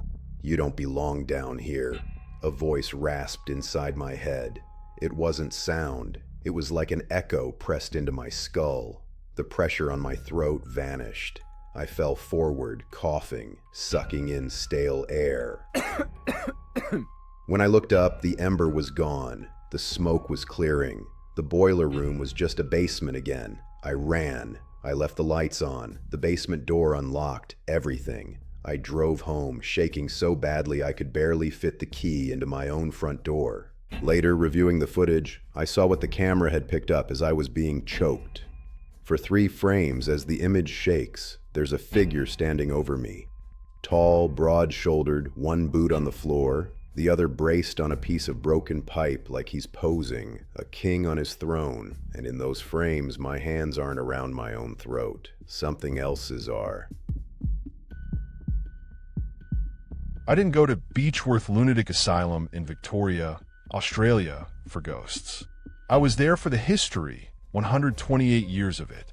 1,000+ patients, many locked away for reasons that wouldn't even raise an eyebrow today. But by the end of the night tour, history was the last thing on my mind. Our guide, Liam, led us through long, echoing corridors at Mayday Hills, the old name for the asylum, telling stories about the people who never left. He talked about the resident children, whose laughter workers still heard in empty halls, and the patient who escaped, only to be found weeks later, decomposed in a tree, his leg missing, chewed off by the asylum dog, if the legend is to be believed. But the one that stuck with me was Matron Sharp. She'd been strict but kind, he said, one of the few staff members the patients trusted. Now people claim to see her walking the granite staircase, moving between the old dormitory and classrooms, checking on people who weren't there anymore. We reached the base of that staircase just before midnight. The lights were off. Liam only used a single lantern. The stone steps rose into a tunnel of darkness, the handrail cold and smooth from decades of hands. "We've had people see her here," he said quietly, sometimes just out of the corner of their eye, sometimes clearer. The group shifted nervously. I hung back, raising my phone to grab some audio and low-light video. Above us, something tapped across the landing. It could have been old wood contracting in the cold. Could have been. Liam took us up in single file. Halfway, the temperature dropped, like someone had opened a freezer door. My breath puffed out in tiny clouds. I glanced down. No one else's did. At the top, the staircase opened into a wide landing, and then the old dormitory. Long rows of empty rooms, their doors yawning open. Liam led the group ahead, but I stayed at the landing, drawn toward a side window overlooking the grounds. I heard it then, a child's whisper, right behind me. "Are you with Matron too?" I turned slowly. There was no one. The rest of the tour group was a good 20 meters away, clustered around Liam. No kids on the tour tonight, just adults. I swallowed. Who said that? The air behind me shifted, like someone had stepped closer. A light pressure brushed my sleeve, the whispering voice moving past my ear. "She says we have to go back to bed." I spun around again and froze. On the far end of the landing, framed by the entrance to the dormitory, stood a woman. She wasn't translucent. She wasn't glowing. She looked as solid as anyone in our group, wearing an old-fashioned nurse's uniform and a long, dark skirt. Her hair was pulled back under cap. Her hands were folded in front of her like she was about to scold a rowdy patient. But the light was wrong. Liam's lantern didn't reach that far. There was no external light coming through the windows, and yet I could see every crease in her uniform, the faint shine on her shoes. She turned her head toward me. Her expression was tired, not angry, not demonic, just exhausted in a way that went straight to the bones. I tried to call out, but my voice stuck. She lifted one hand, palm down, and made a tiny downward motion, like a teacher telling a classroom to settle. Behind me, the children's laughter cut off instantly. The silence that followed was thicker than any noise. I blinked. She was gone. I heard footsteps running up the stairs. One of the other guests, a woman in her 30s, arrived at the landing, pale and shaking. "Did you see her?" she hissed. The lady on the stairs? Before I could answer, a boy's voice drifted from the dormitory behind us. I told you Matron Sharp was here. Liam's lantern swung around, catching a little boy standing alone in the doorway of one of the rooms. We all stared. There were no children on this tour. The boy wasn't with us. He looked about 10. Old-fashioned clothes, bare feet on the wooden floor. He smiled, but it didn't reach his eyes. "James!" Liam whispered, more to himself than anyone, like he recognized the name. There's an old story about a tour where a boy claimed he'd been talking to a child named James who used to live at the asylum. The kid tilted his head. "Matron says it's lights out." Every bulb in the corridor flickered on for half a second, blazing white, then burst simultaneously. We were plunged into blackness. People screamed. Liam's lantern went out too, flames snuffed like fingers pinching it. Something moved between us. A shape brushing past, skirts swishing softly, firm footsteps heading toward the staircase. In the dark, a calm woman's voice, right by my shoulder, spoke clearly. "Back to your beds." And for a heartbeat, the granite under my feet felt like a thin layer of stone over something else. A whole building full of people, restless and unseen, shifting in their old beds as Matron Sharp did her rounds. The lantern flared back to life on its own. The landing was empty. No boy, no nurse, just shattered glass from the blown bulbs and a corridor that felt like it was holding its breath. I checked my recording later. The video was distorted near the landing, static crawling across the frame. But in one still, taken just after the bulbs popped, you can see a tall woman in a nurse's uniform halfway down the stairs, one hand on the rail, looking back over her shoulder. And on the step below her, just one small, bare footprint.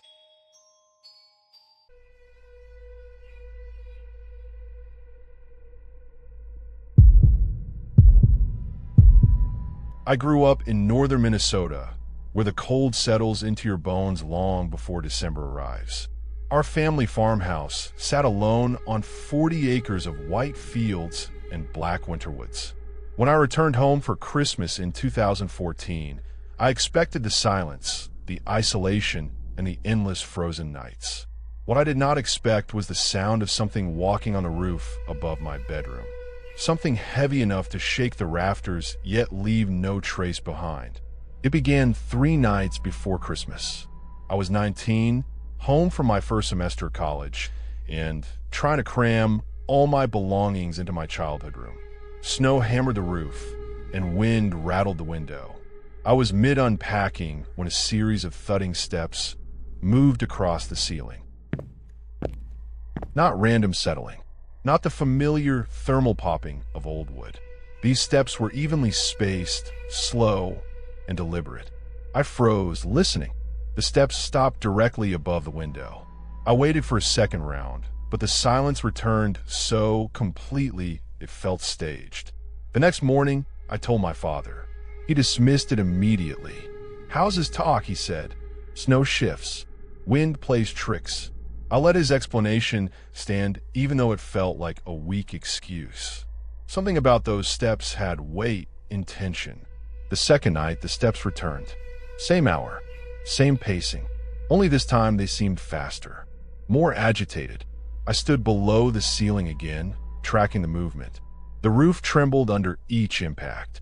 I looked through the window, expecting to see some shape outlined against the moonlight, but nothing moved out there except loose snow drifting off the shingles. When the footsteps stopped, I left the lamp on until sunrise. Christmas Eve arrived, and with it came the worst storm of the season. Wind howled through the fields like an animal in pain. The sky smeared gray over everything. We ate dinner early, and by midnight my parents had gone to bed. I stayed downstairs by the fireplace, letting the warmth keep the darkness at bay. At 1:30, the lights flickered. Then the house went fully dark. Only the fire still glowed. The roof groaned, and the sound returned. Footsteps, heavier now, above the living room. I stood and shifted toward the center of the room. The pacing above me changed direction, following my path. Something on the roof was tracking my movements. I whispered for my father, but my voice felt swallowed by the storm. I stepped toward the hallway. Whatever was above me stepped in the same pattern. Its awareness was undeniable, its intent just as clear.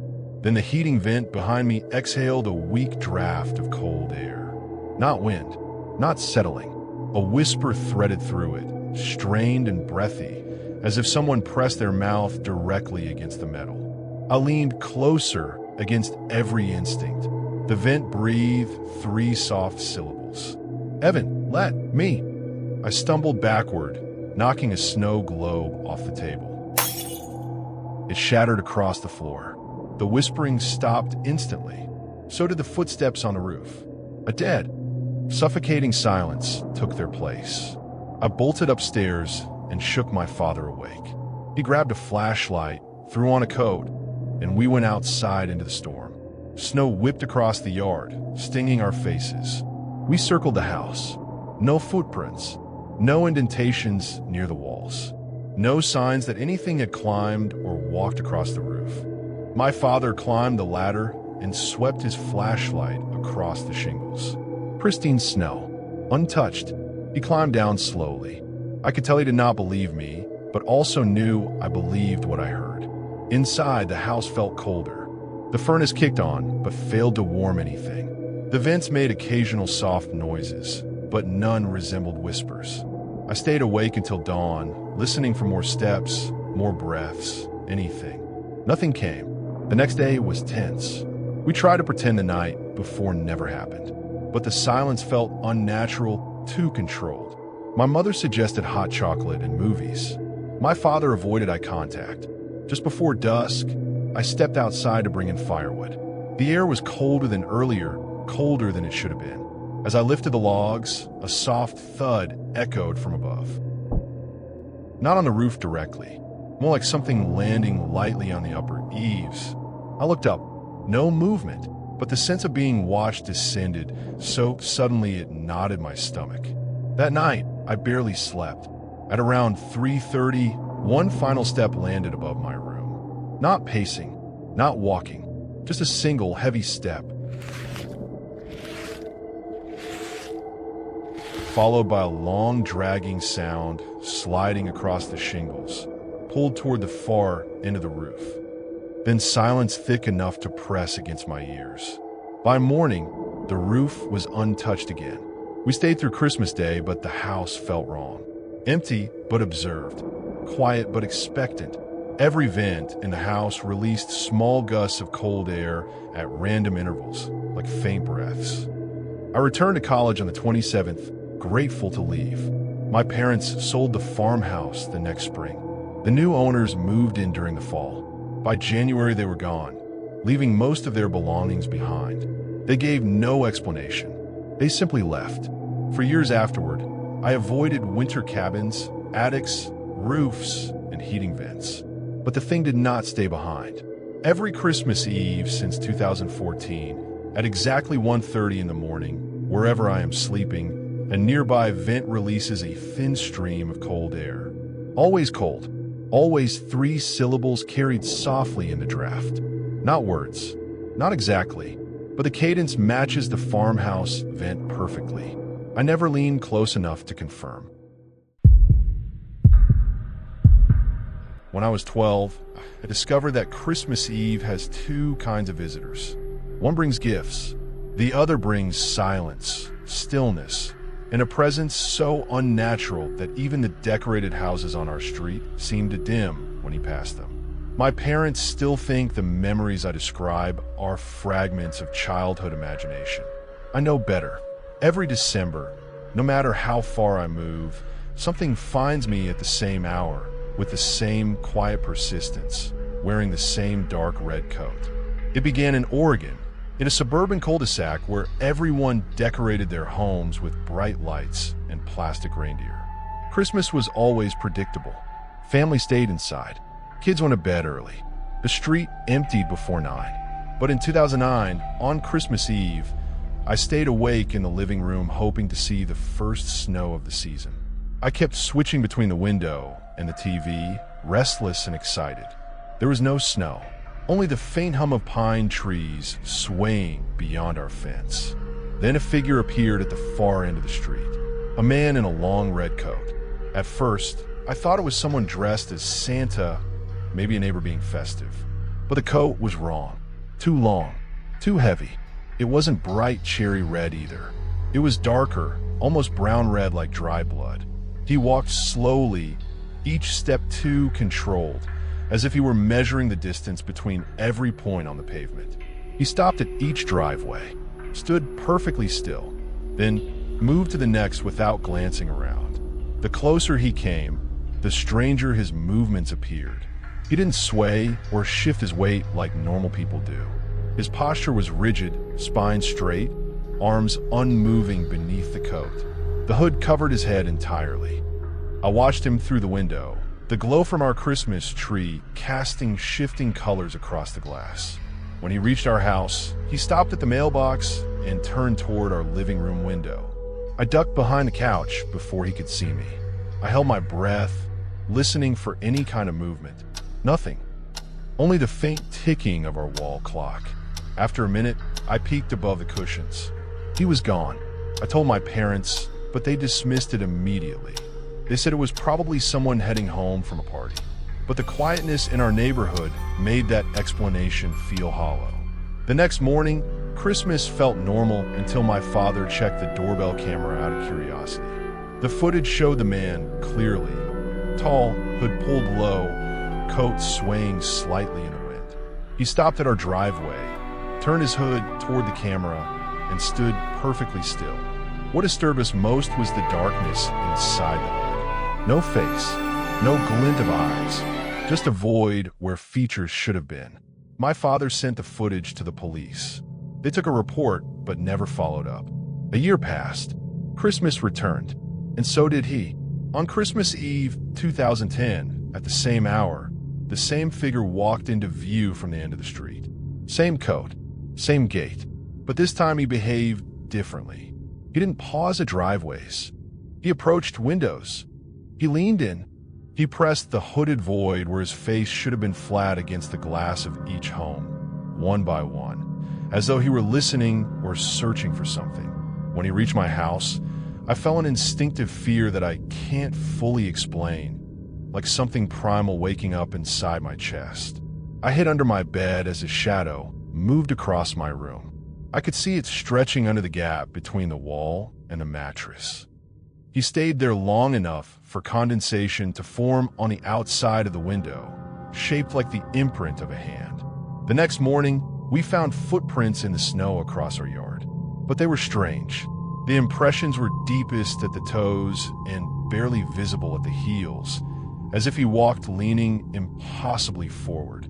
Police could not identify them. They came back with the same empty words they always used: seasonal prank, harmless passerby, misunderstanding. But the man kept returning. Every Christmas Eve from 2011 to 2016, he walked our street. He never changed pace. He never changed direction. He never interacted with anyone but me. I knew he saw me even when I hid. Every year he approached our house more directly, coming closer to the windows, staying longer at the door. When I turned 18, home from college for break, I decided to stay awake deliberately. It wasn't courage. It was inevitability. The fear had grown with me, maturing into something sharp and undeniable. At 11:45, I heard our front gate creak. I turned off all the lights in the house. The only illumination came from the distant street lamp bleeding through the blinds. I looked outside, and there he stood in our yard, not moving. The coat looked older now, heavier, soaked with frost like it had absorbed winter after winter. He tilted his head very slowly upward, as if he sensed my eyes on him. I dropped the blinds instantly, but I kept a thin gap open, just enough to see what he did next. He walked toward our front door. One step, another, and another. When he reached the door, he lifted one gloved hand and placed it flat against the wood. He stood perfectly still for several seconds, as if feeling the grain of the door. Then he knocked. 5 slow, faint knocks. I waited for my parents to react, but the knocks were too quiet for anyone else to hear. After the fifth knock, he lowered his hand and walked away, not toward the street, toward the woods behind our neighborhood. He disappeared into the trees without turning back. When we finally moved 2 months later, I expected the terror to end. But the new owners sold the house after their first Christmas. A neighbor later told me she saw a man in a red coat standing in their yard at midnight. She said he whispered something repeatedly. She never told anyone what the words were. I now avoid windows every December. I never wear red. And every Christmas Eve at exactly 11:30, my phone vibrates 5 times in a row. 5 silent notifications. 5 knocks. I never open them. My family owned a small, weathered cabin tucked into a fold of the Wyoming mountains. We had spent nearly every Christmas there since I was a child, hauling wood, stringing lights half-heartedly, and pretending the isolation was romantic. The truth was simpler. The cabin was cheap, private, and far from anyone who might judge us. On December 23rd of 2019, I arrived with the usual mix of relief and fatigue. Snow lay in heavy drifts. The sky was a flat, pale sheet. The place felt as it always had, functional and measured to the demands of cold. We stacked wood. We ate.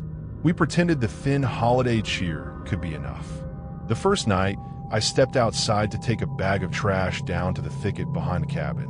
Trees pressed close together, their branches thick with frozen needles, and the world beyond them was a black wall. As I turned back toward the porch, I heard a sound, a faint chiming that might easily have been dismissed if I had not felt it move like a thought along the cold. When I paused, the sound stopped. When I moved again, it resumed. At first, I told myself it was wind caught in the metal tag of an old sled or a loose tin. Then it changed character and became something melodic. It was singing. The voice was small at first, as if carried across a great distance. It sounded like a choir filtered through long corridors of ice. The melody resembled a carol, Silent Night, but every phrase stretched and lingered, the notes hanging in the air longer than they should. I stood on the porch and listened until the sound retreated into the trees, leaving the night suddenly ordinary after the abnormality of its presence. The next night, the singing returned, closer and oddly purposeful. The tune was the same, but each harmonic had a thin metallic undertone that made the melody feel off-key in a way that set my teeth on edge. I trained a flashlight into the pines. The beam carved white paths through trunks and snow, but revealed nothing living. The instant my light touched the nearest trees, the music cut out, as if someone had closed a book. The silence that followed felt deliberate, like a pause waiting for a reply I'd expected but did not receive. When I mentioned it to my parents, they smiled and suggested hunters or late-night hikers. Their words were soothing and ordinary, and I wanted to let their calmness cover the gnawing in my chest.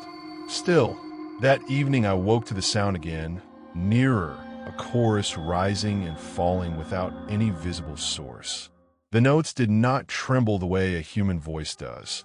They arrived clean and in perfect alignment, like instruments tuned to a single unnatural pitch. I lay awake with the window, breathing cold at my face, thinking of choirs and fields and the oddness of a harmonic so precise in a place that bred chaos. On Christmas Eve, the singing began early, around 9. My parents had gone to bed. I walked to the edge of the back porch and peered into the tree-line. The song stopped when my flashlight swept the trunks. It did not fade gradually. It stopped instantly, a hard cut that felt like the closing of a lid. I moved the beam again, and nothing happened. The forest remained quiet and still, an absence that felt thicker than darkness and oddly watchful. At midnight, I wrapped myself in a coat and slipped out without a light. The cold grabbed my face, and the world seemed reduced to breath and bone. The choir resumed far off, but coherent enough to be terrifying. As I walked toward the trees, the voices rose and fell as if guiding me, then receding when I tried to approach. It felt like following a tide that did not belong to the sea. a force that suggested direction without offering safety. Then I saw them. They stood 3 rows in from the trees, aligned side by side in a formation that made my chest tighten. At first glance, they could have been people wrapped in heavy clothing, but the closer I came, the less human they appeared. They were tall, unnaturally proportioned, shoulders aligned with mathematical precision. Their bodies had no visible arms, and their heads were cow-like. When they turned, it was not like a human turn. Their heads pivoted in a single smooth motion, and the singing poured from them without any mouth opening. Each voice layered over the rest in a way that created new harmonics where tones should not have existed. Their feet did not make the kind of prints a human would. The snow around them was pressed into shallow, elongated ovals, too long and too even to be ordinary footprints. The impressions resembled depressions left by long, smooth objects placed into the snow and then removed. No lanterns, no discarded clothing, no signs of struggle existed nearby to explain how music that fit no human instrument could be produced by such forms. I stopped with the porch rail under my hands, holding the flashlight loosely at my side. For a sustained moment, they simply sang, the notes knitting together with a precision that made my head swim. The melody shifted into a minor progression I had never heard before, and it slid beneath the carol like ink under paper, changing its timbre. When that passage played, I felt pressure at the base of my skull, as if the music had teeth. A pressureless sensation moved through me, not quite pain, more like the awareness of an approaching requirement. They did not move toward me. They did not speak my name. They sang and occasionally tilted in perfect unison, as if the motion were part of a compositional gesture. The effect was like watching a clock demonstrate its tolerances, precise, indifferent, and unhurried. As the music rose, the air seemed to thicken and the small hairs on my arms bristled. When I took a step backward, their harmony followed me for a few measures, then withdrew as if satisfied that the exchange had run its course for the moment. I retreated to the cabin and locked the doors, but sleep did not find me. The singing ebbed and swelled through the night, occasionally so near that the panes of glass vibrated faintly. When it was close, the sound carried a clarity that made the teeth ache. Harmonics nested inside harmonics in a way that suggested a design I could not parse. Sometimes a single voice would detach and whisper a phrase between notes. The whispers were not in any language I knew. They felt like the edges of words, impressions of meaning that left the mind unsettled rather than informed. On Christmas morning, my father insisted we leave early because a storm was forecast. I wanted to linger to look for tracks or a logical explanation for the sight and sound, but his insistence felt like an order I could not question. Before we left, curiosity dragged me to the window. At the edge of the tree line, 3 long, oval impressions sat like shallow graves in the fresh snow. I photographed them, though the images did not capture the oddness adequately. The depressions were too uniform and too smooth, as if something had been laid there with care rather than stepped into by chance. As we drove away, I glanced back and saw them. 3 slender dark silhouettes framed by trees, standing perfectly still at the edge of the wood. They did not move as we passed, and for a moment I felt observed by an intelligence that had waited for our schedule. The sight tightened something inside me and left an aftertaste like metal. We never returned to that cabin. My parents sold it in the spring. The new owners lasted 1 winter before leaving in a hurry. Later, a neighbor told my father she had seen the property at night and found a note wedged under the realtor's door reading, "They waited for me too." The realtor never explained more. Years have passed, and the memory of that choir remains like a scar. Sometimes when I stand near a stand of trees on a cold night, I listen. If I hear harmonies that do not belong to people, I stop moving. I do not shine a light. I do not call out. I learned the hard way that attention is a currency you cannot afford to spend lightly. The voices, when they return to my mind, are not pretty so much as precise. They fit together like keys in a lock, an arrangement you do not want to test. I do not tell this story often. When I do, people offer explanations. Owls, echoing carolers, the loneliness of a long night. Those answers are polite. They do not account for the uniformity of the impressions in the snow, or the way the music folded under itself like fabric, or the ache that the minor chord left behind. I tell this as a warning. If you hear singing among pines on a winter night, do not follow it, do not shine a light, and do not answer.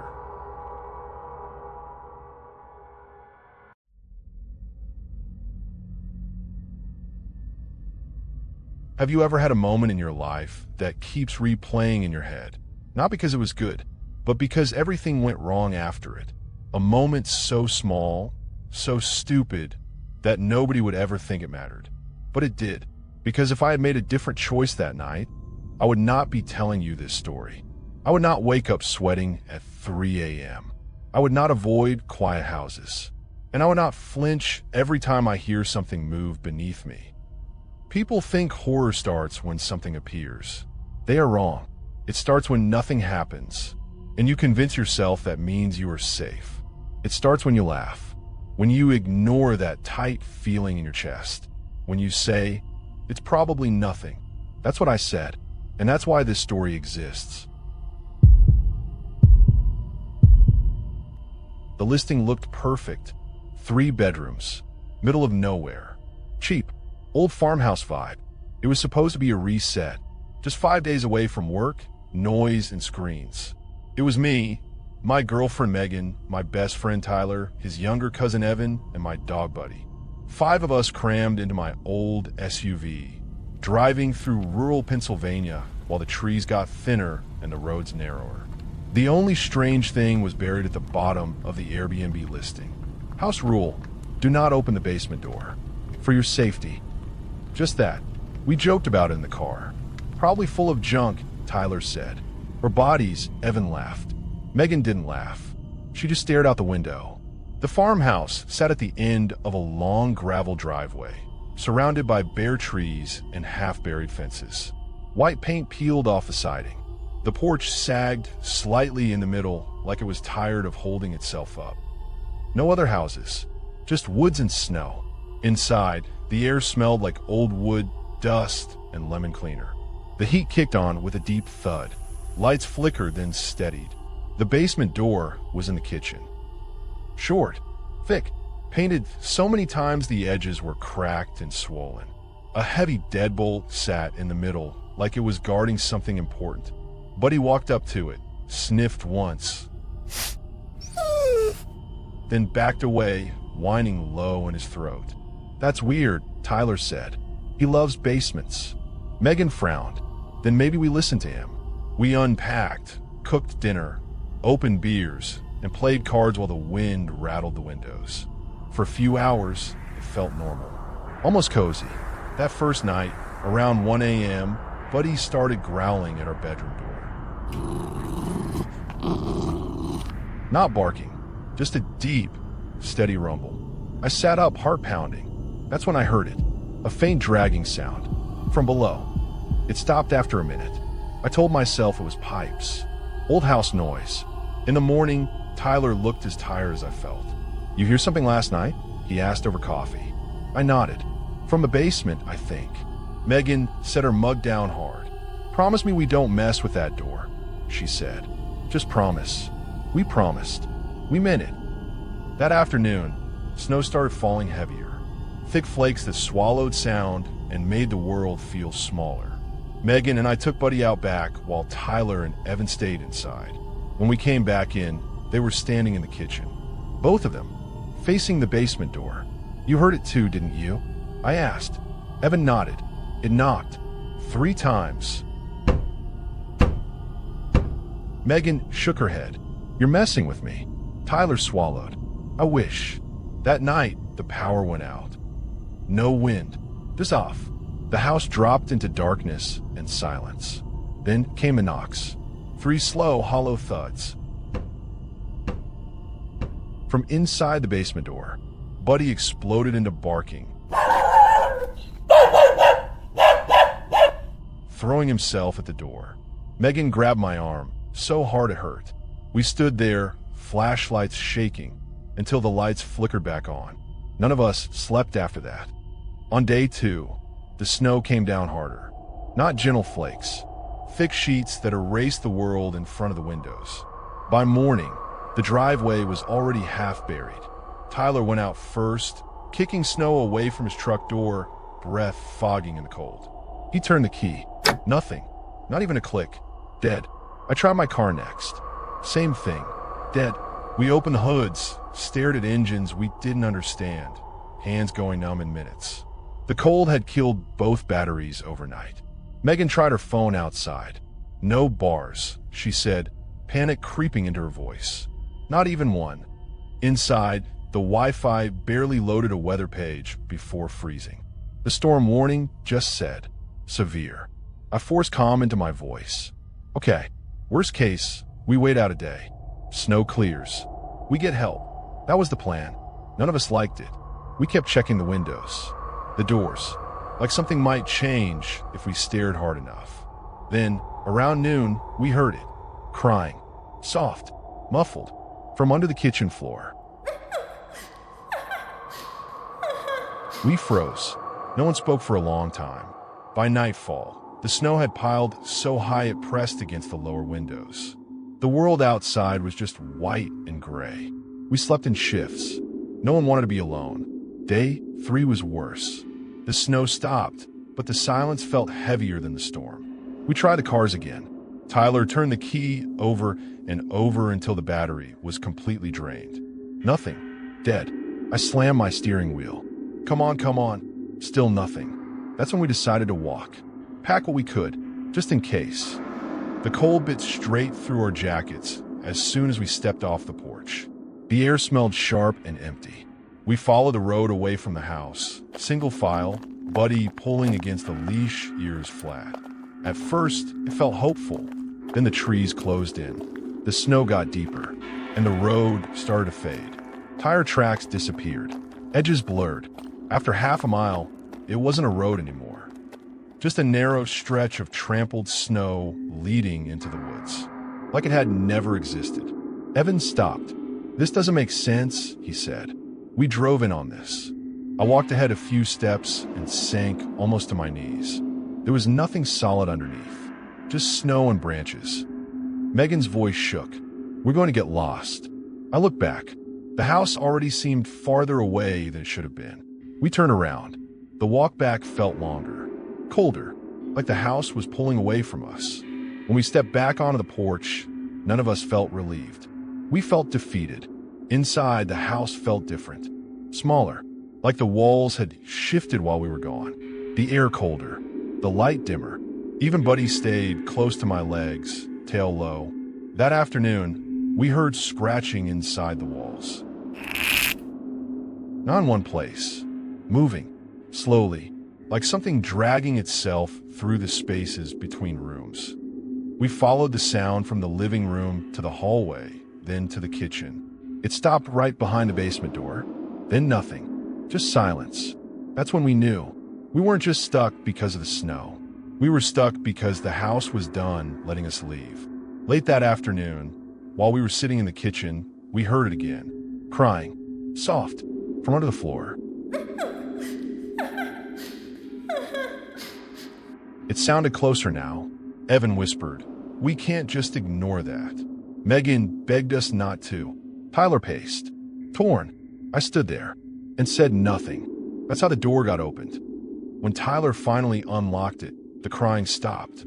Cold air rushed up the stairs, carrying the smell of wet dirt and old stone. We shined flashlights down. Wooden steps. Darkness. "Hello," Evan called. From below came a whisper, barely louder than breath. "Help me." Before anyone could react, Buddy tore free and ran down the stairs. Barking. "Buddy," I shouted. Tyler went after him without hesitation. I followed. The basement was empty. Dirt floor, stone walls, old shelves sagging with rot. Buddy's barking echoed, then cut off. Tyler was gone. "Tyler!" I yelled. No answer, just my voice coming back wrong. Then I saw Buddy's collar on the floor. The leather strap snapped clean. We searched, not minutes, over an hour. Every wall, every corner, digging into dirt with our hands until our nails bled. Screaming Tyler's name until our throats burned. Nothing. Then we heard footsteps, slow, on the stairs. We turned, relief surging for half a second. A shape stood there. Not solid, not clear, like a shadow wearing Tyler's outline. Its edges wavered like heat in the air, and from it came his voice. "Why did you leave me?" Megan screamed. The thing tilted its head, then slid back into the darkness. Silence. That was when fear stopped being abstract. We ran, up the stairs, slamming the door, locking it. Not because we wanted to abandon Tyler, because whatever was down, there was no longer pretending. That night, it knocked again and spoke, with Tyler's voice, begging, crying, accusing. Sometimes Buddy's whine layered under it. Days blurred. We rationed food, drank melted snow, barely slept. The voice changed. Sometimes it sounded like Megan's mom, sometimes like Evan's little brother, sometimes like me, always trying to pull us closer. On the morning of day 4, Evan was gone. Basement door open. No footprints, just his jacket on the kitchen floor. We locked ourselves upstairs, shaking, waiting for it to come for us next. That evening, we heard a weak voice outside. "Please." We looked out the window. Evan stood barefoot in the snow, skin gray, clothes torn, eyes hollow. I ran to him. He collapsed in my arms, barely breathing. Inside, wrapped in blankets, he coughed dark blood. "It's not a room," he whispered. "It's a memory. It keeps you where you hurt most." He never explained more. They never found Tyler. They never found Buddy. Police searched the basement. Nothing. Just dirt. They said grief and fear made us imagine the rest. They were wrong, because before I left, I went back into the kitchen one last time. And on the inside of the basement door, carved into the paint, fresh and deep, were 3 words. "Still listening."